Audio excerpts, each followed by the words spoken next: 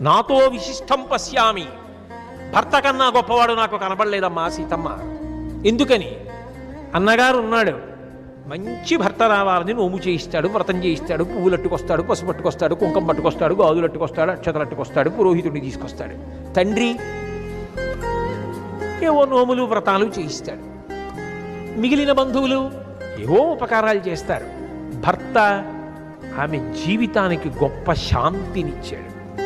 అంతేకాదు, ఆమెకి పరిపూర్ణత, మాతృత్వం భర్త గారి వలన పొందింది. అమ్మా అని పిలిపించుకుంది. ఆయనకి భార్య అయింది. ఆమె తనంత తానుగా ఏదీ చేయకపోయినా ఆమె జీవుడి ఖాతాలో అనంతమైన ఫలితం వచ్చి పడిపోయింది. ఆయన చేస్తున్నదంతా, ఆయన తపస్సు, ఆయన జ్ఞానము, ఆయన సాధన, ఆయన ఉత్తమ కర్మలు అన్నీ సగం పనిచేసుకుంది. ఎవరిచ్చారమ్మా? తండ్రి ఇచ్చాడా?